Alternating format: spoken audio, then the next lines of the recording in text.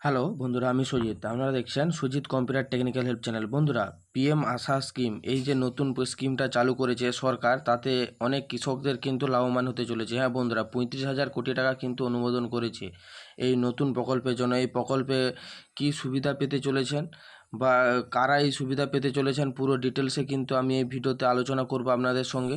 যদি আমার এই ভিডিওটি আপনাদের ভালো লেগে থাকে, অবশ্যই আমার চ্যানেলটা সাবস্ক্রাইব করবেন এবং পাশে থাকা বেল আইকন টিপে অল অপশানটি অন করে রাখবেন, যাতে এরকম নতুন নতুন আপডেট আপনারা আগেই পান। আগেই বলবো যে পিএম আশা স্কিম, এই পিএম আশা স্কিমটা কি? পিএম আশা স্কিমে কিন্তু ইতিমধ্যে 35,000 কোটি টাকা অনুমোদন করেছে মোদী সরকার। বিরাট লাভ কৃষকদের। মোটামুটি এটা কৃষকদের জন্য তৈরি করেছে। এই স্কিমে কিন্তু আপনারা অনেক উপকার পেতে চলেছেন। হ্যাঁ বন্ধুরা, কি বলেছে? ফের একবার কৃষকদের বড় উপহার দিল মোদী সরকার। মন্ত্রিসভার বৈঠকে কৃষকদের জন্য বড় ধরনের ত্রাণ ঘোষণা করেছে সরকার। মোদী মন্ত্রিসভার কৃষকদের জন্য প্রধানমন্ত্রী আশা প্রকল্প চালিয়ে যাওয়া বা এর পরিধি বাড়ানোর অনুমোদন দিয়েছে। দেখুন, পিএম আশা স্কিম কিন্তু আজকের নয়, অনেক পুরনো স্কিম। এই স্কিমটা কিন্তু আরও শক্তিশালী করতে এই টাকাটা বরাদ্দ করেছে। প্রায় 35,000 কোটি টাকা কিন্তু বরাদ্দ করেছে। দেখুন, প্রকৃত এই স্কিমটা কী তা নিয়ে কিন্তু আমি আপনাদের সঙ্গে বিস্তারিত আলোচনা করব। দেখুন কি বলেছে।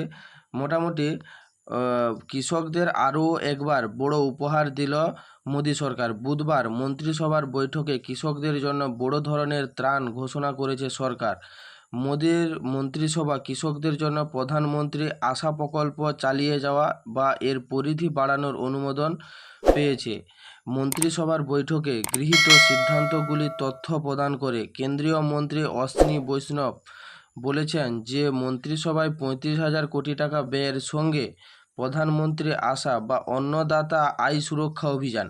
দেখুন, এটা মূলত ফুল ফর্মটা রয়েছে, যেটা প্রধানমন্ত্রী আশা প্রকল্প রয়েছে, সেটা হলো প্রধানমন্ত্রী আশা বলা অন্নদাতা আয় সুরক্ষা অভিযান অনুমোদন করেছে।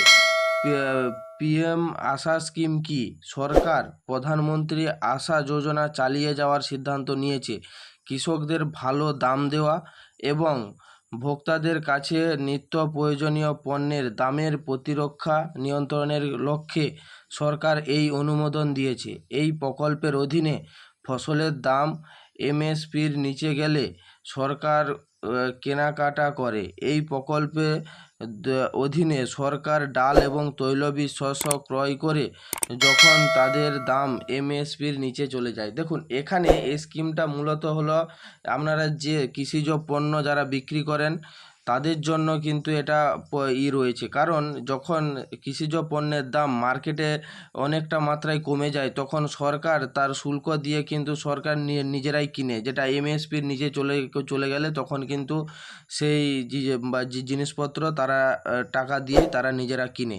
তারপরে কি বলছে? কৃষকরা লাভবান হবেন, খরচ হবে 35,000 কোটি টাকা। প্রধানমন্ত্রী নরেন্দ্র মোদী সভাপতিত্বে কেন্দ্রীয় মন্ত্রিসভার বৈঠকে কৃষকদের লাভজনক মূল্য প্রদানের জন্য বা ভোক্তাদের জন্য প্রয়োজনীয় পণ্যের দামের ওঠানামা নিয়ন্ত্রণ করার জন্য প্রধানমন্ত্রী অন্নদাতা আয় সুরক্ষা অভিযান প্রকল্পটি ব্যবহার রাখার সিদ্ধান্ত নেওয়া হয়েছে।